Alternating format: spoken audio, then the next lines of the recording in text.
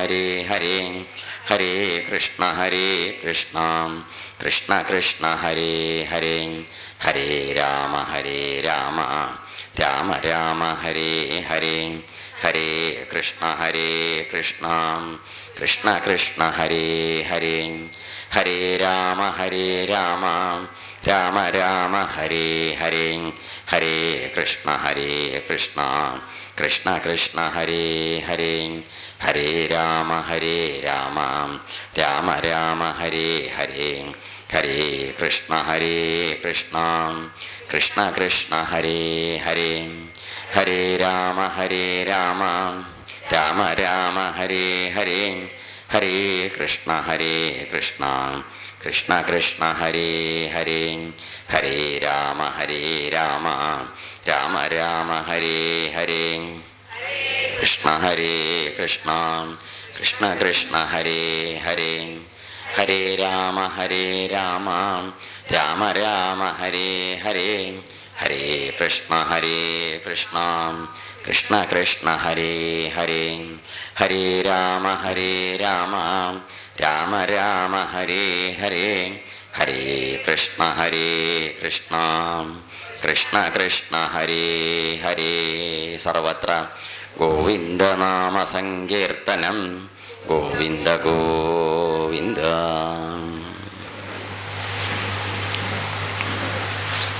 ഭരതനെ കൂട്ടിക്കൊണ്ടുവരാനായിട്ട് വസിഷ്ഠരുടെ കൽപ്പന പ്രകാരം പോയ ദൂതന്മാർ അവിടെ ചെന്ന് ഭരതനെ കണ്ടു.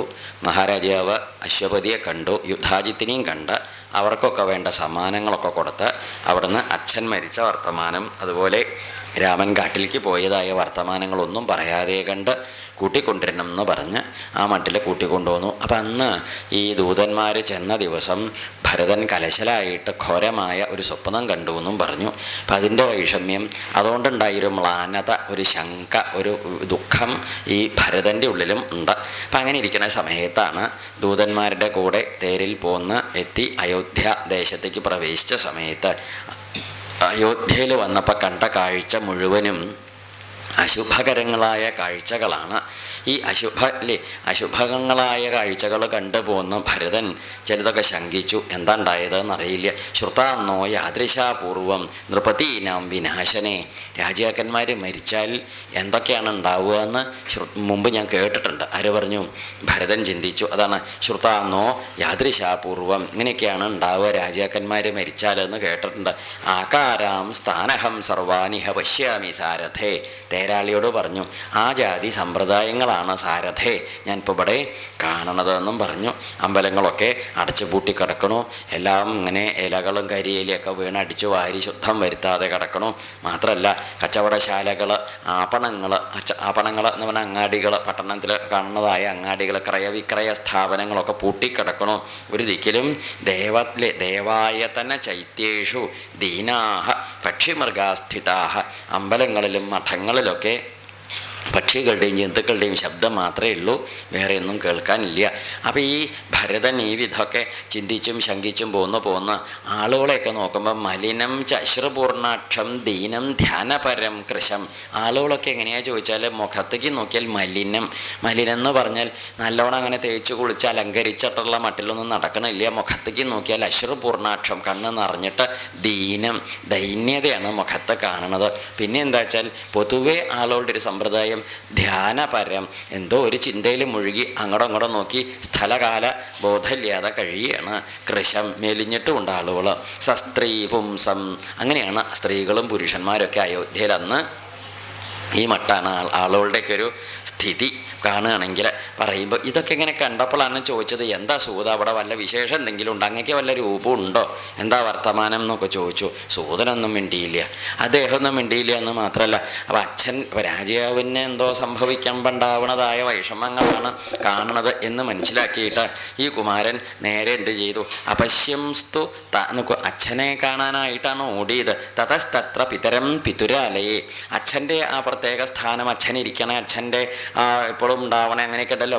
പെരുമാറി കാണുന്ന സ്ഥലത്ത് ചെന്ന് നോക്കിയപ്പം, അതായത് കൊട്ടാരത്തിൽ രാജാവ് ഇരിക്കുന്ന സ്ഥാനത്ത് അദ്ദേഹത്തിൻ്റെ അടുത്ത് ചെന്നാൽ നേരെ അച്ഛനെ ഒന്ന് കാണാം, എന്നിട്ട് അടുത്തതിനൊക്കെ പുറപ്പെടുക നിരീക്ഷിച്ചിട്ട് അങ്ങടെ ഓടിച്ചാടി കയറി ചെന്ന് നോക്കുമ്പം അവിടെ എന്താ ഉണ്ടായത്? അപശ്യം സ്തു, അച്ഛനെ കണ്ടില്ല. അവിടെ അച്ഛനെ കാണാണ്ട വന്നപ്പം നേരെ ഓടി എങ്ങോട്ട് ചെന്നു, ജഗാമ ഭരതോ ദ്രഷ്ടും മാതരം മാതുരാലയേ. തൻ്റെ അമ്മ ഇരിക്കണ അമ്മയുടെ കൊട്ടാരത്തിലേക്ക് ഓടിച്ചെന്നു. അതെന്താ കാരണം എന്ന് ചോദിച്ചാൽ, അച്ഛൻ ഇവിടെയാണല്ലോ ഉണ്ടാവുക എപ്പോഴും. ഇത് മഹാരാജാവ് എപ്പോഴും ആരുടെ കൂടെ ഉണ്ടാവുക? കൊട്ടാരം കഴിഞ്ഞാൽ പിന്നെ കൈകേയിയുടെ കൂടെ, കൈകേയുടെ കഴിഞ്ഞാൽ കൊട്ടാരത്ത്. ഇതാണ് അതുകൊണ്ടാണ് അങ്ങോട്ട് ഓടി. അല്ല, തൻ്റെ അമ്മയുടെ അടുത്തേക്ക് ചെല്ലാനുള്ള അത്യാർത്തി കൊണ്ടല്ല ഭരതൻ എങ്ങോട്ട് ചെന്നത്, ഈ പറഞ്ഞ അമ്മയുടെ അടുത്തേക്ക് ചെന്നത്. അപ്പം പറയുകയും ചെയ്തു, ജഗാമ ഭരതോ, ഭരതൻ ദ്രഷ്ടും മാതരം മാതുരാലയെ, അമ്മയെ കാണാനായിട്ട് അമ്മയുടെ കൊട്ടാരത്തേക്ക് അങ്ങോട്ട് ചെന്നു. അപ്പം അമ്മയുടെ കൊട്ടാരത്തേക്ക് അങ്ങോട്ട് ചെന്ന സമയത്ത് എന്താ വെച്ചാൽ, ഈ കൈകേയി തൻ്റെ മകൻ ഇതവിടെ എത്തിയെന്ന് കണ്ടപ്പം അനുപ്രാപ്തം തു തം ദൃഷ്ടു ആ കൈകയീ പ്രോഷിതം സുതം. കുറേ കാലമായിട്ട്, പ്രോഷിതൻ എന്ന് പറഞ്ഞ അർത്ഥം എന്താ വെച്ചാൽ അന്യദേശത്ത് താമസിക്കാനായിട്ട് പോയി അവിടെ കുറേ കാലം താമസിച്ചിരിക്കുന്ന ആളാണ് എന്ത് പറയുക, ഈ പ്രോഷിതൻ, പ്രവാസിതൻ എന്നൊക്കെ അർത്ഥം. അങ്ങനെയാണ്. അപ്പം അതുകൊണ്ട് ഉത്പപാത, കൈകേയി ഇതിങ്ങോട്ട് കണ്ടപ്പോഴേക്ക് എന്താ ചെയ്തേച്ചുണ്ടോ, ഉത്പപാത പറഞ്ഞാൽ ചാടി എഴുന്നേറ്റു കസേരയുമെന്ന്. ചാടി എഴുന്നേറ്റിട്ട് ഓടി എങ്ങോട്ട് ചെന്ന് ഹൃഷ്ട തെക്ക് തുവാ സൗവർണമാസനം. സൗവർണമാസനം, താൻ ഇരുന്ന സ്വർണത്തിൻ്റെ കസേര വിട്ട് ചാടി എഴുന്നേറ്റ് എങ്ങോട്ട് ചെന്നു, ഭരതൻ്റെ അടുത്തേക്ക് ചെന്നു. ഭരതൻ്റെ അടുത്തേക്ക് ചെന്നിട്ട് ഭരതനോട് ചോദിച്ചു, ഉണ്ണി വലിയ സന്തോഷമായി, കെട്ടിപ്പിടിക്കലും മൂർധാവിലും ഉമ്മ കൊടുക്കലും തലയോടലും അനുഗ്രഹിക്കലൊക്കെ ഉണ്ടായി. അത് കഴിഞ്ഞിട്ട് ഭരത പ്രേക്ഷ്യ ജഗ്രാഹ ജനന്യാശ്ച. നോക്കിയപ്പം ഭരതന് സന്തോഷം അത്രയ്ക്ക് തോന്നുന്നില്ല. എന്താ കാരണം? അച്ഛൻ പതിവായിട്ടുള്ളേക്കില്ലേ അച്ഛനില്ല. പിന്നൊരു പതിവ് ഇവിടെ ഇല്ല. വേറെ സ്ഥലത്ത് അച്ഛൻ ഉണ്ടാവാനുള്ള സാധ്യതയും ഇല്ല. ഇതൊക്കെ ആർക്കും ഇഷ്ടമുള്ളതാണ്? ഭരതന് ഇഷ്ടമുള്ളതാണ്. അതിൽ വലിയ മാറ്റമൊന്നും ഉണ്ടായിട്ടില്ല. അപ്പം അതുകൊണ്ട് ഭരത പ്രേക്ഷ്യ ജഗ്രാഹ. നോക്കൂ, അടുത്തേക്ക് ഓടി ചെന്ന് ജഗ്രാഹ പറഞ്ഞ കാല് ചെന്ന്, അച്ഛമ്മയുടെ കാല് ചെന്ന് കാലിക്കൽ ചെന്ന് നല്ലോണം നമസ്കരിച്ചു, പാദം തൊട്ട് നമസ്കരിച്ചപ്പം ഈ കൈകൈ മകനെ എഴുന്നേൽപ്പിച്ച് മൂർധാവിൽ നല്ലോണം ഉമ്മയൊക്കെ കൊടുത്ത് പുറത്ത് തലോടിയിട്ട് അടുത്തേക്ക് ചേർത്ത് പിടിച്ചിട്ട് ചോദിച്ചു, കുട്ടിയെ എന്തൊക്കെ ഉണ്ടായത്, വർത്തമാനം എന്ന് പുറപ്പെട്ടത്, എപ്പോഴേ അവിടുന്ന് പോകുന്നതോ എന്നൊക്കെ ചോദിച്ചു. അപ്പം അത് കേട്ടപ്പം ഭരതൻ പറയുകയും ചെയ്തു, അദ്യതേ കതിചിത് രാത്രിയ ശ്ചുതസ്യ ആര്യകവേശ്മന. അതായത് ആര്യകവേശ്മന പറഞ്ഞാൽ അവിടുന്ന് അവനവൻ്റെ കുടുംബത്തിൽ നിന്നേ, കൈകൈയുടെ സ്വന്തം കുടുംബത്തിൽ നിന്ന് ഇങ്ങടെ എത്ര ദിവസമായി പോകുന്നിട്ട് എന്തൊക്കെയാണ് ഉണ്ടായത്? അപ്പം ഇന്ന് അധ്വശ്രമ ശീഘ്രം, വഴിയിൽ ക്ലേശമൊന്നും ഉണ്ടായില്ലല്ലോ, ക്ഷീണം ഉണ്ടാവില്ല ഉണ്ണിക്ക് യാത്ര ചെയ്തതിൻ്റെ എന്നൊക്കെ ചോദിച്ചു. അതാണ് ശീഘ്രം രഥേന ആപതതസ്തവ. അപ്പം തേരിലാണ് വന്നതെന്ന് പറയാൻ മനസ്സിലായി. തേരാളി എന്ന് പറഞ്ഞുകൊണ്ട് ആ സൂചന കൊണ്ട് തേരിലാണ് ആര് വന്നത്? ഭരതൻ വന്നത്. ഈ ദൂതന്മാർ പോയതോ കുതിരപ്പുറത്താണ് പോയതെന്നും പറഞ്ഞു. അപ്പം മനസ്സിലായില്ലേ? അപ്പം തേരിലാണ്. ആര്യകസ്തേ സുകുശലി. ആര്യകൻ എന്ന് പറഞ്ഞാൽ അച്ഛൻ, ജ്യേഷ്ഠൻ, ഇവരൊക്കെയാണ് ആര്യകൻ എന്ന് പറയുക. അവർക്കൊന്നും വിഷമമൊന്നും ഇല്ലല്ലോ, അവിടെ എന്തൊക്കെയാ വർത്തമാനം എന്ന് ചോദിച്ചപ്പോൾ പറഞ്ഞു, അവിടെ ഒന്നും വിഷമമൊന്നുമില്ല, യുദ്ധാജിൻ മാതുല്യസ്തവ, അമ്മാവനൊന്നും കുഴപ്പമില്ലല്ലോ എന്നൊക്കെ ചോദിച്ചതിനൊക്കെ മറുപടി പറഞ്ഞിട്ട് ശാസ്ത്രനൊക്കെ ഭരതൻ അതൊക്കെ വേഗം പറഞ്ഞതിന് ശേഷം ഭരതൻ ഒരു കാര്യം പറഞ്ഞു. എന്താ ചോദിച്ചാൽ, അദ്യമേ സപ്തമീ രാത്രി ചുതസ്യ ആര്യകവേശ്. ഞാൻ അവിടുന്ന് അമ്മാത്തുനിന്ന് പുറപ്പെട്ടിരുന്നേക്ക് ഏഴാമത്തെ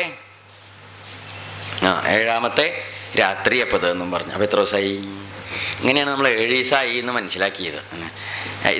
പോകുന്നതിൻ്റെ ഇടയ്ക്ക് ദിവസക്കണക്ക് പറഞ്ഞില്ല വെച്ചാലും അവിടെ താമസിച്ചു, ഇവിടെ നിന്നു, മറ്റേ പുഴയുടെ കരയിൽ നിന്നൊക്കെ പറഞ്ഞിങ്ങോട്ട് പോകുന്നു എന്നല്ലാതെ ഭരതനാണ് അപ്പോൾ അത് കണക്ക് കൂട്ടി പറഞ്ഞത്. എന്ത്?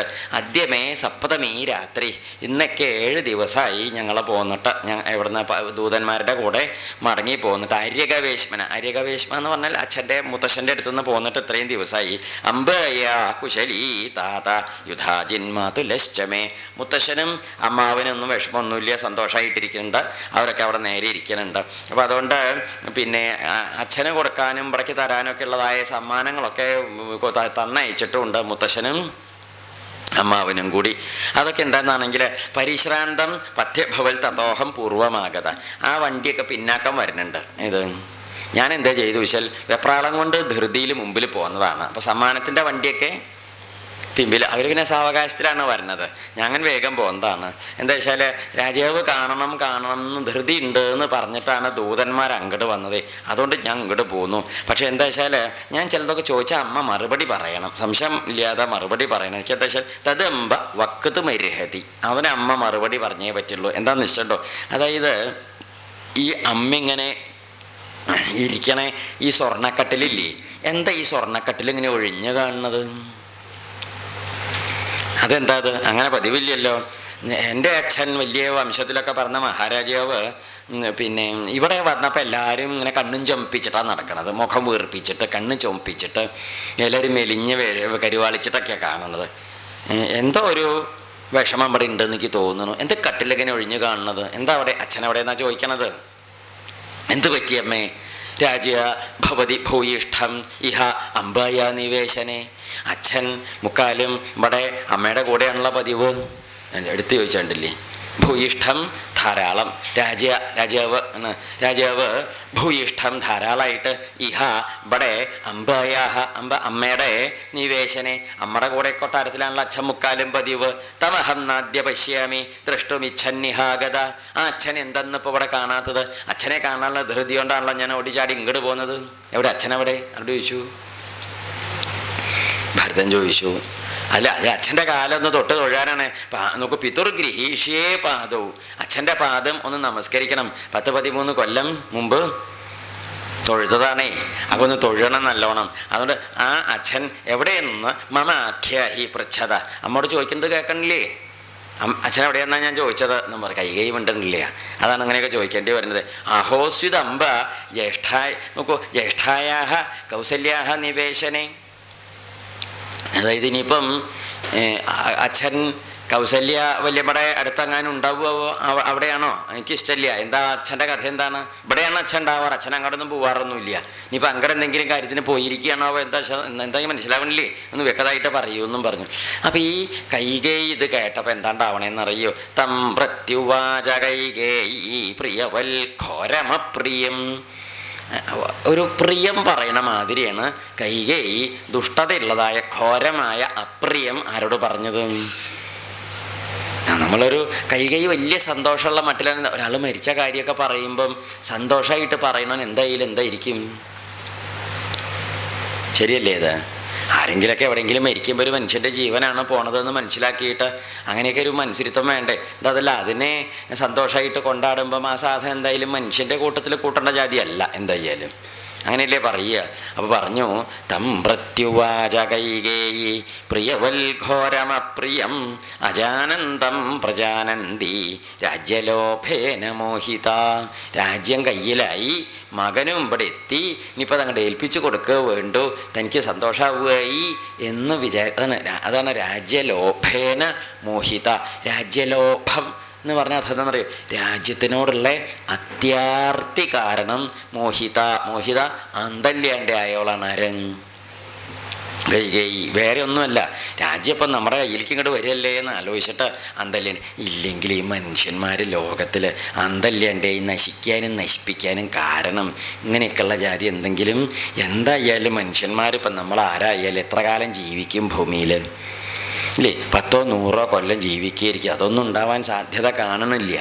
എന്നാലും ഇല്ല, അത്രയൊക്കെ കൂട്ടുക. അതിൻ്റെ ഇടയ്ക്ക് എന്തൊക്കെ മനുഷ്യന് വേണ്ടു? നല്ലോണം ലേശ ആഹാരം കഴിക്കണം, ഇത്തിരി സുഖമായിട്ട് കിടന്നുറങ്ങണം, എന്തെങ്കിലുമൊക്കെ സൽക്കർമ്മങ്ങൾ ചെയ്യണത്തേക്കല്ലേ വേണ്ടു? ഇല്ലേ, ഇത്രയ്ക്ക് വേണ്ടു എന്നിരിക്കുകയാണ് ഈ ലോകരെന്ത് ചെയ്യണത്?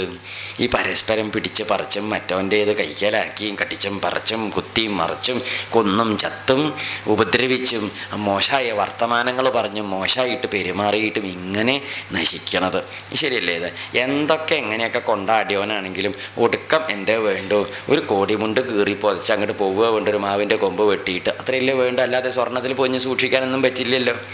ഇത്ര നിസ്സാരമാണ് ആണെന്നിരിക്കെ ആ ദശരഥ മഹാരാജാവ് എങ്ങനെ കൊണ്ടാടിക്കൊണ്ട് നടന്ന രാജ്യമാണ്. ഭാര്യമാരെ പരിപാലിച്ചു, മക്കളെ പരിപാലിച്ചു, രാജ്യം പരിപാലിച്ചു, എല്ലാം ചെയ്ത് കേമനായിട്ട് വേണം. അദ്ദേഹത്തിൻ്റെ അവസാന കാലത്ത് അദ്ദേഹത്തിന് ഒരു സന്തോഷം ഉണ്ടായോ, ഒരു തൃപ്തി ഉണ്ടായോ, ഒരു നന്മ ഉണ്ടായോ? ഒന്നുമില്ല. മക്കളാരെങ്കിലും അടുത്തുണ്ടായിട്ട് അവരിന്ന് കണ്ടു, എന്നിട്ട് തൃപ്തിയോടെ പോയി ആ കുട്ടികളുടെ കയ്യിൽ നിന്ന് ഇത്തിരി വെള്ളം കിട്ടി. കുട്ടികൾ പോട്ടെ, ഭാര്യമാർ 3 എണ്ണം ഉണ്ട്. ആരുടെയെങ്കിലും കൈ കൊണ്ട് ഒരു തുള്ളി വെള്ളം കിട്ടിയിട്ട് അയ്യോ രാജാവ് മരിച്ചൂലോ എന്നൊരു ശ്രദ്ധ ആരുടെയും കൈ കൊണ്ടുണ്ടായോ? മരിച്ചതാരെങ്കിലും അറിഞ്ഞോ? ഇല്ലേ? രാജാവ് വെളിച്ചായപ്പം അപ്പോഴേക്ക് വിറങ്ങലിച്ചിട്ടുണ്ടാവേ. രാത്രി 12:30 1 മണിക്കോ മരിച്ചു പോയി. ആൾ രാവിലെ 6 മണിയാകുമ്പോഴേക്കൊക്കെ ഏതാണ്ട് ബലം പിടിച്ചിട്ടുണ്ടാവില്ലേ? കുറേ നേരമായില്ലേ? അങ്ങനത്തെ ഒരു ഗതി ഈ രാജാവിന് ഉണ്ടായത് അന്ന് ആലോചിച്ച് നോക്കും. ഇങ്ങനെ ഒരു ഗതിയാണ്, ഇത്ര വലിയൊരു നാടുവാണ്, ഇത്ര വലിയൊരു വംശത്തിൽ ജനിച്ച് ഇത്ര വലിയ കേമനായിട്ട് ലോകരുടെയൊക്കെ ബഹുമാന്യനായിട്ട് ഇന്ദ്രന് പോലും പൂജ്യനായിട്ടിരുന്ന രാജാവിനുണ്ടായത് എന്ന് മനസ്സിലാക്കിയാൽ ഈ ദുഷ്ടത്തി കൈകൈക്കൊരു വകതിരിവും വിവരവും ഉണ്ടാവേണ്ട തൻ്റെ ഗതി ഇതിലേറെ കഷ്ടാവുന്നു. ഇത്രയൊക്കെ കേവനായിട്ട് ഇയാൾക്ക് ഇത്രയും ഗതിയുള്ളൂ വെച്ചാൽ ഇത്രയൊന്നും കഥയില്ലാത്ത തനിക്ക് കൈകൈ രാജാവിൻ്റെ കയ്യിൽ വലിയ ആളാണെന്നല്ലാതെ കണ്ട് ലോകർക്ക് കൈകൈ ആരല്ല. രാജാവ് കുടുംബത്ത് അത്ര വിലയില്ലാത്തവനാണെങ്കിൽ നാട്ടിൽ വിലയുള്ള ആളാണേ. ആര് മനസ്സിലാവുണ്ടോ പറയുന്നതിൻ്റെ വ്യത്യാസം? മക്കളുടെ ഇടയിലും പ്രജകളുടെ ഇടയിലും ലോകരുടെ ഇടയിലും എന്നും ബഹുമാന്യനാണ് മഹാരാജാവ്. കൈകൈയുടെ അടുത്ത് മാത്രമേ ലേശം വില കുറവ് കൈകൈ കാണിക്കണുള്ളൂ. പക്ഷെ കൈകൈ ആണെങ്കിൽ രാജാവിൻ്റെ അടുത്ത് മാത്രമേ വിലയുള്ളവളായിട്ടിരിക്കണുള്ളൂ. വേറെ ആരുടെ അടുത്തും കൈകൈ ആരല്ല, അത്രയ്ക്ക് വിലയുള്ളവളല്ല. അപ്പം കൈകൈ ചിന്തിക്കേണ്ട ഇത്രയൊക്കെ യോഗ്യനായിട്ട് ഇരുന്ന ഒരു മഹാത്മാവായ രാജാവിന് ഇതാണ് ഗതിച്ചാൽ തൻ്റെ ഗതി ഒടുക്കം ഇതിലേറെ കഷ്ടാവില്ലേ? അതുകൊണ്ട് അടക്കം വേണം, സമ്പ്രദായം വേണം, മനുഷ്യൻ്റെ കാര്യത്രേ ഉള്ളൂ എന്ന് ചിന്തിച്ച് ആലോചിച്ച് അതിനനുസരിച്ചൊരു രൂപം ഉണ്ടാക്കിയിട്ടൊരു സംസ്കാരബോധത്തോടു കൂടി പ്രവർത്തിക്കാനുള്ള പ്രാപ്തി ആർക്കുണ്ടായില്ല, കൈകൈക്കുണ്ടായില്ല. രാജ്യലോഭേന എന്നൊരു പ്രയോഗമാണ്. എന്തിനാ നമുക്ക് ഈ രാജ്യം എന്നൊക്കെ പറയുന്നതിൽ കുറേ സ്വത്ത് ഉണ്ടാക്കി വെച്ചു. എന്തിന്? മക്കൾക്ക് തമ്മിൽ തല്ലാൻ. വേറെ എന്തിന്? ശരിയല്ലേ? ഇത് ജീവിക്കാനുള്ളത് എന്നാൽ നോക്കിക്കോ. ഇത്രയും സ്വത്തും കഥയൊന്നും ഇല്ലാത്ത കുടുംബത്തിൽ അന്നത്തേതുകൊണ്ട് ജീവിച്ചു പോകണക്ക് വലിയ കുഴപ്പമൊന്നുമില്ല. എന്താ കാരണം? അതോട് സന്തോഷമായിട്ട് കഴിയണ്ടേ? ഈ മട്ടല്ലേ പറഞ്ഞതിൻ്റെ അകത്ത് സമ്പത്ത് ഉണ്ടാവുന്നതും സ്വത്ത് ഉണ്ടാവുന്നതും പ്രാപ്തി ഉണ്ടാവുന്നതും ധനം ഉണ്ടാവുന്നതും രാജ്യം ഉണ്ടാവുന്നതും മോശമാണെന്നൊന്നുമല്ല. ഇതൊക്കെ എന്തിന് എന്നൊന്ന് ചിന്തിച്ച് നോക്കിയാൽ ആ ചിന്തിക്കണമെന്ന് എന്തുണ്ടാവും? ഒരു വിവരവും വകതിരിവും ഉണ്ടാവും. സമ്പത്തൊക്കെ അവിടെ കിടന്നോട്ടെ, അതിൻ്റെ മുകളിൽ ഒട്ടിപ്പിടിച്ച് നടക്കേണ്ട കാര്യമില്ലല്ലോ. പണം ഉണ്ടാവുന്നതും സമ്പത്ത് ഉണ്ടാവുന്നതും സ്വത്ത് ഉണ്ടാവുന്നതൊക്കെ നല്ല കാര്യമാണ്. സൽക്കർമ്മങ്ങൾ ചെയ്യാലോ. ശരിയല്ലേ? ഇത് ശരിയല്ലേ? അങ്ങനെ നല്ല കാര്യമാണ്. പണം ധാരാളം ഉണ്ടാവുന്നത് നന്ന്. എന്താ കാര്യം? നമുക്കിപ്പോൾ കഷ്ടമായി ഒരാളെ കണ്ടാൽ അയ്യോ കഷ്ടം എൻ്റെ കയ്യിൽ ഉണ്ടായില്ലല്ലോ എന്ന് വിചാരിക്കണ്ടല്ലോ. നമുക്ക് സഹായിക്കാമല്ലോ. ശരിയല്ലേ? വയ്യായുള്ളവരെ സഹായിക്കാം, സൽക്കർമ്മങ്ങൾക്ക് കൂടെ നിൽക്കാം, സൽപ്രവൃത്തിക്ക് ഒക്കെ ചെയ്തുകൂടെ? നല്ല കാര്യമാണ്. എന്തെങ്കിലും നന്മകൾ നടക്കുമ്പോൾ അതിന് വേണ്ട സഹായം ചെയ്യാനും കഷ്ടപ്പെടുന്നവരെ വേണ്ട ദിക്കിൽ സഹായിക്കാനൊക്കെ ധാരാളം പണമുള്ള ആൾക്ക് നല്ല സൗകര്യമാണ്. അപ്പം അത് മോശമായ കാര്യമൊന്നുമല്ല. പക്ഷെ അങ്ങനെയുള്ളവർക്കത് ഗുണമാണ്. അല്ലാത്തവർക്ക് അതെന്താവും? ദുരിതമല്ലേ ഉണ്ടാവുന്നത്. അതുകൊണ്ട് ഇത് എന്ന് പറഞ്ഞ് വെള്ളം കുടിക്കാണ്ട് ചത്തുപോയ പിച്ചക്കാരൻ ബസ് സ്റ്റാൻഡിൽ ചത്തുപോയിട്ട് ₹1,00,000 കിട്ടി എന്നൊക്കെ നമ്മൾ പറഞ്ഞില്ലേ ഇടയ്ക്ക്? എന്താ ഗുണം ഉണ്ടായത്? ശരിയല്ലേ? ഇത് അദ്ദേഹത്തിനോ ഉപകാരം ഉണ്ടായില്ല, നാട്ടുകാർക്കോ ഉപകാരം ഉണ്ടായില്ല, ഒരാൾക്കും ഉപകാരം ഉണ്ടായില്ല. എന്തിന് പിന്നെ ഈ വസ്തു ഈ ഒരു കടലാസ് കൊണ്ട് അല്ലെങ്കിൽ ഈ ലോഹം കൊണ്ടുണ്ടാക്കി ഈ വസ്തു സൂക്ഷിച്ചു വെച്ചിട്ട് എന്ത് കാര്യമുണ്ട്?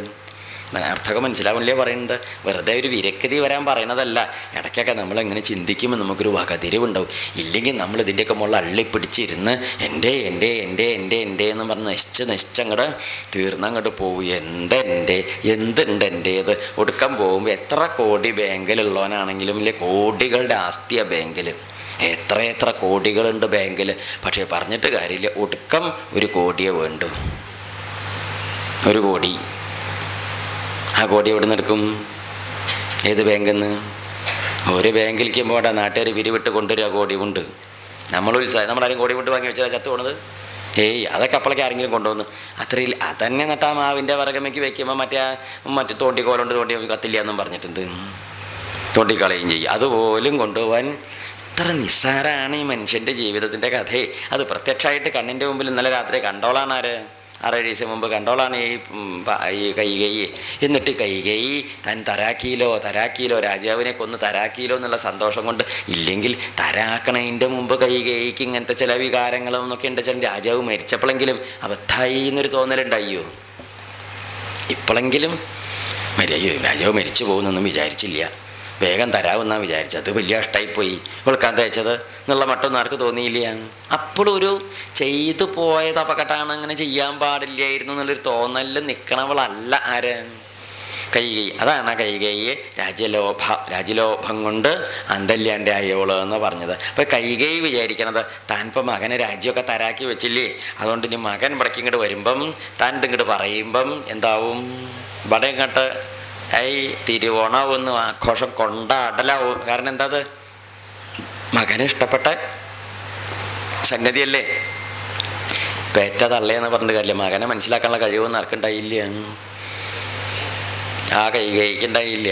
വലിയ കേമി സുന്ദരി ഭാര്യ എന്ന് പറഞ്ഞിട്ട് കാര്യമില്ല, ഭർത്താവിനെ മനസ്സിലാക്കാനുള്ള കഴിവ് ആർക്കുണ്ടായില്ല, കൈകൈക്കുണ്ടായില്ല. ശരിയല്ലേ ഇത്? അപ്പോൾ വാസ്തവം പറഞ്ഞാൽ കൈകൈയുടെ ജീവിതം ഒരു പരാജയമാണ്. രാജാവ് മരിച്ചു പോയി, കഷ്ടം തന്നെ. പക്ഷെ രാജാവ് പ്രജകളുടെ ഇടയിൽ ബഹുമാന്യനായിട്ടാണ് മരിച്ചത്. ശരിയല്ലേ? അതുകൊണ്ട് അദ്ദേഹത്തിൻ്റെ ഒരു മഹിമ ആളുകൾ കയ്യിൽ വെക്കുക. എന്നാലും അദ്ദേഹം നമ്മളെ നന്നായി കൊണ്ടാടി എന്ന് പറയും. കൈകൈയെക്കുറിച്ച് എന്താര് പറയും? അപ്പോൾ ചിന്തിച്ചു നോക്കുമ്പം കൈകൈയുടെ ജീവിതമാണ് വാസ്തവത്തിൽ പരാജയപ്പെട്ടു പോയത്. രാജാവിൻ്റെയോ രാമൻ്റെയോ ഭരതൻ്റെയോ മറ്റു വേറെ ആരുടെയോ അല്ല. അതാണ്. അപ്പം നമ്മൾ ഇത്തരത്തിലൊക്കെ ആർത്തി പിടിച്ച് ഈ മട്ടിൽ നമ്മുടെ എല്ലാ സമ്പ്രദായങ്ങളും കളഞ്ഞ് ഇങ്ങനെ ഇങ്ങോട്ടായിട്ട് തീരുമ്പോൾ സ്വയം നശിച്ചു പോവുകയാണ് ഉണ്ടാവണത്. ഇത്തരം പിടിവാശികളുടെ ആർത്തിയിൽ പെട്ട് പോകുമ്പം എന്നൊരു തത്വാർത്ഥം കൂടി മനസ്സിലാക്കി വെക്കണം. അപ്പോൾ ഇങ്ങനത്തെ ഇതിലൊന്നും നമ്മൾ പിടിച്ച് മുറുക്കി പിടിച്ച് കഥയിൽ എൻ്റെ നശിക്കരുതെന്നാണ് പറഞ്ഞത്. അപ്പോൾ കൈകൈ പറഞ്ഞു, അജാനന്തം പ്രജാനന്തി. ഭരതനാണെങ്കിൽ അജാനന്ദൻ അച്ഛൻ്റെ കാര്യമൊന്നും അറിയില്ല. കൈകൈ ആണെങ്കിലോ പ്രജാനന്തി, നല്ലോണം അറിയണവളാണ്. അപ്പം അച്ഛൻ മരിച്ചുപോയ വിവരം നല്ലോണം അറിയണവളായ കൈകേയി എന്തേ പറഞ്ഞു ചോദിച്ചാൽ നല്ലോണം പറഞ്ഞു കൊടുത്തു. രാജ്യലോഭേന മോഹിത, രാജ്യത്തിൽ ഉള്ള ആർത്തി കാരണം മകനോട് പറഞ്ഞു. എന്താ പറഞ്ഞത്? യാഗതേ സർവഭൂതാനാം താം ഗതിം പിതേ പിതാഗത. എന്താ പറഞ്ഞത്? നാണല്ലേണ്ട പറയുക. യാഗതി സർവഭൂതാനാം താം ഗതിം തേ പിതാഗത. ഏതൊരു ഗതിയാണോ സകല ലോകത്തിലെയും ജീവജാലങ്ങൾക്ക് പരമഗതിയായിട്ടിരിക്കുന്നത്, ആ ഗതിയാണ് ഉണ്ണിയുടെ അച്ഛനുണ്ടായത്. എല്ലാ ജീവജാലങ്ങളുടെ അവസാനത്തെ ഗതി എന്താ? മരണല്ലേ? മരിച്ചു പോവില്ലേ? മനുഷ്യനല്ല, എല്ലാ ജീവജാലങ്ങളും മരിച്ചു പോവില്ലേ? അപ്പോൾ അതാണ് യാഗതി സർവഭൂതാനം. എല്ലാ ജീവജാലങ്ങൾക്കും ഒടുക്കം എന്താണോ ഗതി, ആ ഗതിയിൽ ആരെത്തി? ഉണ്ണിയുടെ അച്ഛനും എത്തി. രാജ മഹാത്മാ തേജസ്വി യയജൂകസതാം ഗതി. എൻ്റെ അച്ഛൻ എന്തായിട്ട് തീർന്നു? വലിയ വലിയ യോഗ്യന്മാർ പോണ ദിക്കിലേക്ക് അങ്ങോട്ട് പോയിട്ട് തീർന്നു. സജ്ജനങ്ങൾ ഒക്കെ മഹാത്മാക്കളൊക്കെ ചെന്നിരിക്കണേ ആ പരമമായ ഗതിയിൽ എത്തി കുട്ടിയെ. ഇതാ ഉണ്ടായത്. അച്ഛൻ മരിച്ചു എന്നുള്ളതാണ് വലിയ സാഹിത്യ ഭാഷയിൽ ആര് പറഞ്ഞത്? കൈകൈ പറഞ്ഞതേ. അപ്പം ഇത് കേൾക്കുമ്പം എന്തുണ്ടാവുക? ഭരതനാച്ഛൻ മരിച്ചു, നമുക്ക് അധികാരമൊക്കെ ആയി എന്നൊക്കെ വിചാരിക്കുമല്ലോ. അപ്പം ഇത് കേട്ടപ്പോഴേക്ക് തച്ചുറുത്വ ഭരതോ വാക്യം നോക്കോ. ഈ വർത്തമാനം ഇങ്ങോട്ട് കേട്ടപ്പോഴേക്ക് തന്നെ പപാത സഹസ ഭൂമൗ. അതിലുണ്ടായത് പിതൃശോക ബലാർദ്ധിത. അച്ഛൻ മരിച്ചുപോയി എന്നുള്ള വാർത്ത കേട്ടപ്പം പെട്ടെന്ന് ആര് വീണുപോയി? ഭരതൻ അങ്ങനെ ഒരു മോഹാലസ്യം പറഞ്ഞപ്പോൾ ആരോഗ്യക്കുറവുള്ള ആളൊന്നുമല്ല. 10-25 വയസ്സുള്ള നല്ല കരുത്തനായ യോഗ്യനായൊരു ചെറുപ്പക്കാരൻ, 10-25 വയസ്സുള്ള ചെറുപ്പക്കാരൻ പെട്ടെന്ന് അങ്ങോട്ട് വീണുപോയി എന്ന് പറഞ്ഞാൽ എത്രയ്ക്ക് അയാളുടെ ഉള്ളിൽ വേദന ഉണ്ടായിട്ടുണ്ടാവും. ഇപ്പം നമ്മൾ പ്രായമായവർ, വയ്യാത്തവർ, വേറെ എന്തെങ്കിലും മനസ്സിന് ബലം കുറഞ്ഞവരൊക്കെ അങ്ങനെയൊക്കെ കേൾക്കുമ്പോൾ വീഴും, നമുക്ക് മനസ്സിലാവും. അതല്ലേ നല്ലൊരു ചെറുപ്പക്കാരൻ, നല്ല പ്രാപ്തിയും കഥയും നല്ല ആരോഗ്യം അതിനനുസരിച്ച് സമ്പ്രദായമുള്ളൊരു ചെറുപ്പക്കാരൻ വീണുപോയി ഇത് കേട്ടപ്പോൾ എന്ന് പറഞ്ഞാൽ ആ കേട്ട വർത്തമാനത്തിൻ്റെ ഒരു ക്രൂരതയാണ് പറയണത്. വീണുപോയി. വീണതിൻ്റെ ശേഷം അങ്ങോട്ട് അച്ഛനെ ചിന്തിച്ച് വീണിട്ട് ഹതോസ്മീതി കൃപണാം ദീനാം വാചമുദീര നിപപാത മഹാബാഹു വിക്ഷേപ്യ. അതാണ് അതിൽ പറയുന്നത്. എന്താ വെച്ചാൽ കൈകൈ ഇതിങ്ങോട്ട് പറഞ്ഞ സമയത്ത് എങ്ങനെയാണ് വീണേന്നറിയോ? ഹതോസ്മി, അയ്യോ ഞാൻ മരിച്ചൂലോ എന്നും. ഹതോസ്മി പറഞ്ഞാൽ ഞാൻ മരിച്ചൂലോ പറഞ്ഞ അർത്ഥത്താ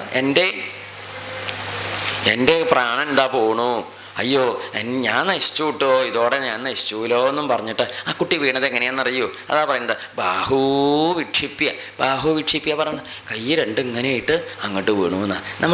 നമ്മളെപ്പോഴും വീഴുമ്പം നമ്മുടെ കയ്യ് നന്നായി പ്രവർത്തിക്കും. ശ്രദ്ധിച്ചിട്ടുണ്ടോ അത്? ഇപ്പം നമ്മളെ ഇവിടുന്ന് എത്ര എന്തൊക്കെ ശ്രദ്ധയില്ലാതെ വീഴുകയാണെങ്കിലും നമ്മൾ വീണമെന്ന് കണ്ടാൽ നമ്മുടെ കൈ എന്ത് ചെയ്യും? കയ്യ് മുമ്പിലേക്ക് വരും എപ്പോഴും. അതാണ് വീഴുമ്പോൾ കയ്യാണല്ലോ ഒടിയ. പലപ്പോഴും കൈക്ക് പരിക്കുണ്ടാവുക, കൈക്ക് ചതവ് ഒടിവൊക്കെ ഉണ്ടാവും. കാരണം എന്താണെന്നറിയോ? പ്രധാനപ്പെട്ട അവയവങ്ങൾക്ക് കേടുപാട് പറ്റാണ്ടിരിക്കാൻ കൈ സ്വയം എന്ത് ചെയ്യും? നമ്മൾ രക്ഷിക്കാൻ മുമ്പിലേക്ക് ഇങ്ങോട്ട് വരും. അപ്പോൾ കൈ കുത്തി വീഴും. അപ്പോൾ കൈക്ക് ചിലപ്പോൾ ചെറിയ, അപ്പോൾ കൈ കൊണ്ട് കഴിയും. മൂക്ക് പോവില്ല, തല പൊട്ടില്ല, കഴുത്തൊടിയില്ല. ഒന്നും ദേഹത്തിന് പ്രധാനപ്പെട്ട അവയവങ്ങൾക്ക് കേട് പറ്റാത്ത വിധത്തിൽ ശരീരം പരമാവധി. അതാണ് അങ്ങനെ ശ്രദ്ധിച്ചിട്ടാണ് നമ്മൾ എത്ര ശ്രദ്ധയില്ലാണ്ടാണെങ്കിലും വീഴുക. ഈ കുട്ടി ബോധം കെട്ട് വീഴുമ്പോൾ നമ്മൾ എങ്ങനെയെങ്കിലും, അതാണ് ഈ ബോധം കെട്ട് വീഴുമ്പോൾ പരിക്ക് കൂടും. ബോധത്തോടെ വീഴുമ്പോൾ അത്ര പരിക്കുണ്ടാവില്ല. എന്താ വെച്ചാൽ നമ്മൾ വീണമെന്ന് കണ്ടാൽ ഒരു കൂട്ടൊക്കെ കാണിക്കേ, ബോധം കെട്ട് വീഴുമ്പോൾ നമുക്കൊന്നും കാണിക്കാൻ പറ്റില്ല. എന്താ കാരണം? നമ്മളങ്ങോട്ട് തല കുത്തിയിട്ടാച്ചാൽ തല കുത്തനെ കൈ എങ്ങനെ വെച്ചാൽ അങ്ങോട്ട് വീഴും. ഈ കുട്ടി കൈ ഇങ്ങോട്ട്, അയ്യോ ഞാൻ നശിച്ചു പോയില്ലോ, എൻ്റെ അച്ഛൻ പോയി എന്ന് പറഞ്ഞാൽ ഒരൊറ്റ വീഴ്ച വീണിട്ട് അമ്പൊന്നും പറയണ്ട, നീ പാത്ത വീണ് നിലവിളിച്ച കരഞ്ഞങ്ങോട്ട് വീണപ്പം കുറച്ച് കഴിഞ്ഞ് ഉണർന്നപ്പോൾ ഒന്നും പറയണ്ട, മനസ്സിങ്ങോട്ട് കലങ്ങിയിട്ട് ഉറക്കെ അച്ഛാന്നും വിളിച്ച് കരഞ്ഞു. ഈ ഉറക്കെയുള്ള ഈ ശബ്ദം കേട്ടപ്പം, അയ്യോ എന്താ അല്ലേ അച്ഛാ, ഞാൻ അച്ഛനെ എങ്ങനെ കണ്ടതാണ്, എത്ര കാലം മുമ്പ് കണ്ടതാണ്, അച്ഛനെ കണ്ട് തൊഴുകാമെന്ന് വിചാരിച്ചിട്ടല്ലേ ഞാൻ വന്നത്. ഞാൻ ഇപ്പം എന്തിനാ ഇപ്പം അങ്ങോട്ട് വന്നത് അച്ഛനറിയോ? വലിയേട്ടനെ രാജാവായിട്ട് വാഴിക്കാൻ പോവുകയാണ്, അതുകൊണ്ടാണ് ഈ ധൃതി കൂട്ടലെന്ന് വിചാരിച്ചു. ഞാൻ ചോദിച്ചു അവരോട്, അവരാരും എന്നോട് പറഞ്ഞില്ലല്ലോ. അച്ഛൻ പോയിട്ടാണല്ലോ എന്നെ കൊണ്ടുവന്നത്, കഷ്ടമാണല്ലോ, ഞാനെങ്ങനെ ഇത് സഹിക്കണമെന്നും ആര് പിന്നെ വീണു. ആ കുട്ടി പറഞ്ഞ കാര്യമുണ്ട്, ഒരു അർത്ഥമില്ലാത്ത വാക്കല്ല പറയണ്ടേ. ധൃതി കൂട്ടിച്ച് കൊണ്ടുവരുമ്പോൾ എന്താ വിചാരിച്ചത്? അഭിഷേക്ഷതി രാമം നോ രാജ്യായ യജ്ഞം നോ യക്ഷ്യതേ. ഒന്നുകിൽ എൻ്റെ വലിയേട്ടനെ രാജാവായിട്ട് വാഴിക്കുമ്പോൾ അതിൽ പങ്കെടുക്കാൻ ഞാൻ ഉണ്ടാവണമെന്ന് അച്ഛന് നിർബന്ധം ഉണ്ടാവുമല്ലോ, അതുകൊണ്ടാവും. അല്ലെങ്കിൽ അച്ഛൻ എന്തോ വലിയ യാഗം കഴിക്കുകയാണ്, അതിനെന്നെ പങ്കെടുപ്പിക്കാനാണ് ഇത്യഹംഗത സങ്കല്പോ എന്ന് കണക്കാക്കിയിട്ടല്ലേ അച്ഛാ ഹൃഷ്ടോ യാത്രാമയാ ശിഷം, സന്തോഷമായിട്ടല്ലേ ഞാൻ വണ്ടി കയറിയിട്ട് ആ ദൂതന്മാരുടെ കൂടെ ഇങ്ങോട്ട് വന്നത്. ഇതിനാണെന്ന് വെച്ചാൽ ഞാൻ ആ പുഴയിൽ എവിടെയെങ്കിലും വഴിയിൽ ഇല്ലേ? അങ്ങനെയൊക്കെ പറഞ്ഞ് ഉറക്കെ നിലവിളിച്ചു. തദിതം ഹന്യഥാഭൂതം. ഈ ഇപ്പോൾ ഉദ്ദേശമല്ലല്ലോ, വിപരീതല്ലേ കണ്ടത്. പിതരമിയോ ന പശ്യാമി നിത്യം പ്രിയഹിതേരത. അച്ഛനെ ഞാൻ എങ്ങനെ കാണും, എൻ്റെ അച്ഛൻ പോയില്ല, അയ്യോ കഷ്ടായി. ഇങ്ങനെ പാവം കുട്ടികളും നിലവിളിക്കും പോലെ ഇങ്ങനെ കരയും. കുറേ നേരം ആർത്ത് വിളിച്ച് നിലവിളിച്ചു, ഇങ്ങനെ തേങ്ങി കരയണേ. അപ്പോൾ ചോദിച്ചു, അമ്മേ അംബ കേന അത്യഗാദ്രാജ വ്യാധിനാമയ്യനാഗതേ. എന്ത് സൂക്കട് വന്നിട്ട് എൻ്റെ അച്ഛൻ മരിച്ചത് ഞാൻ ഇവിടെ എത്തണതിൻ്റെ മുമ്പേ. എന്താണ്ടായത്? എന്തൊരു സൂക്കട് അച്ഛന് വന്നത്, ഇങ്ങനെ ഒരു വയ്യായ. എന്നാൽ അമ്മയ്ക്കൊന്നും പറയാറുന്നില്ല അച്ഛൻ ഇങ്ങനെ വയ്യായ ഉണ്ടാന്ന്. എന്നാൽ ഞാൻ കുറച്ച് ദിവസം മുമ്പേ വരില്ലേ, അച്ഛനെയൊന്നും കാണാറുന്നില്ലേ? അതുണ്ടായില്ലല്ലോ. അത് കേന അതുണ്ടായത് രാജ വ്യാധിന മയി അനാഗതേ. ഏതോ ഒരു കലശലായ ദണ്ണം വന്നിട്ടാവൂല അച്ഛൻ മരിച്ചിട്ടുണ്ടാവുക. എന്തമ്മ എൻ്റെ അച്ഛൻ ഉണ്ടായത്? ധന്യാ രാമാദയ സർവേ യൈ പിതാ സംസ്കൃത സ്വയം. ഒന്നും കൂടെ പറയുക വെച്ചാൽ എന്താണെന്നാണെങ്കിൽ, എൻ്റെ ഏട്ടൻ വലിയേട്ടൻ ആ രാമേട്ടൻ എത്ര ഭാഗ്യം ചെയ്ത ആളാണ്. എന്താ വെച്ചാൽ അച്ഛൻ്റെ കൂടെ നിൽക്കാനും അച്ഛനെ ശുശ്രൂഷിക്കാനും അച്ഛന് അവസാനം വെള്ളം കൊടുക്കാനും അച്ഛനെ കാണാനും തൊഴുകാനും ഒക്കെ ചെയ്യാനും പറ്റി. എന്നിട്ട് അച്ഛനെ സംസ്കരിക്കാനും കൂടി പറ്റിയില്ലോ. 7 ദിവസം കഴിഞ്ഞപ്പോഴേക്കൊക്കെ കഴിഞ്ഞിട്ടുണ്ടാവുമെന്നാണ് ആര് വിചാരിക്കുന്നത്? 7ാമത്തെ രാത്രിയല്ലേ കുട്ടി ഇവിടെ എത്തുന്നത്. അപ്പം അതിനെ ചാടി പിടിപ്പിച്ച് കൊണ്ടുവരുമ്പം അന്ന് മരിച്ചിട്ടുണ്ടാവില്ല രാജാവ്. ഇപ്പം മരിച്ചിട്ട് വിവരം അറിയിച്ചിട്ട് തന്നെ അറിയിക്കാമെന്ന് 7 ദിവസം കഴിഞ്ഞ് ഇവിടെ എത്തിയപ്പം എന്തായാലും സംസ്കൃത സ്വയം അച്ഛന് വേണ്ട സംസ്കാരക്രിയയും ബിഡൊക്കെ ചെയ്തോലും എൻ്റെ വലിയേട്ടൻ. ഇല്ലെങ്കിലും ഏട്ടനൊരു ഭാഗ്യവാനാണ്, ഞാനൊരു പാപിക്ക് ഇതൊന്നും തരായില്ലല്ലോ. നൂനം മഹാരാജ പ്രാപ്തം ജാനാതി കീർത്തിമാൻ. ഓ ഞാൻ വന്നതൊന്നും ഇപ്പം എൻ്റെ അച്ഛനെ അറിയണില്ലല്ലോ. ആര് പറഞ്ഞു?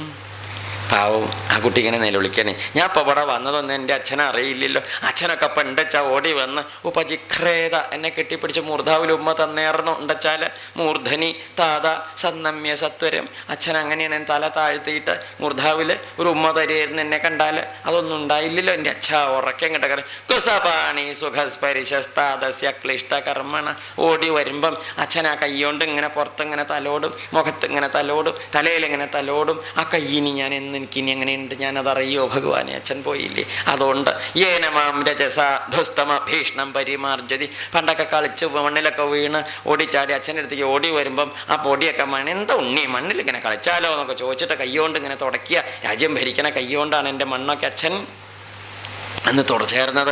അതുണ്ടാവണം. യോമേ ഭ്രാതാ പിതാ ബന്ധു യസ്യ ദാസോസ്മി സമ്മത തസ്യ മാം ശീഘ്രമാഖ്യാഹി രാമസ്യ അക്ലിഷ്ടകർമ്മണ. അതുകൊണ്ട് എനിക്ക് ഇനിയിപ്പോൾ ആരെയുള്ളൂ ആശ്രയം? അച്ഛനോ പോയി, എൻ്റെ വലിയേട്ടനാണ് എൻ്റെ അച്ഛൻ നിക്കേ എന്ന് മാറി തൊഴുതു. ഇനി എൻ്റെ ജ്യേഷ്ഠൻ രാമനാണ് എനിക്ക് ഇനിയിപ്പം അച്ഛനായിട്ടിരിക്കണത്. അതുകൊണ്ട് ഞാൻ എന്ത് ചെയ്യാൻ പോവുകയാണ്? ജ്യേഷ്ഠൻ അച്ഛൻ തന്നെയാണല്ലോ. അതുകൊണ്ട് അച്ഛൻ പിതാ ഹി ഭവതി ജ്യേഷ്ഠോ, ജ്യേഷ്ഠൻ അച്ഛനാണ്.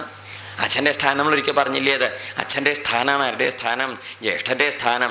ധർമ്മം ആര്യസ്യ ജാനത തസ്യ പാദൗ ഗൃഹീഷ്യാമി സഹീദാനീം ഗതിർമമ. അച്ഛനോ പോയി, ഞാൻ വലിയേട്ടനെ എന്ന് തൊഴുത് നമസ്കരിക്കട്ടെ, ഏട്ടനേ ഉള്ളൂ, എനിക്കിനി അച്ഛൻ്റെ സ്ഥാനത്ത് വേറെ ആരും ഇല്ലേ എന്ന് ഉറക്കെ നിലവിളിച്ചു. അപ്പോഴേക്ക് എന്താണ്ടായത്?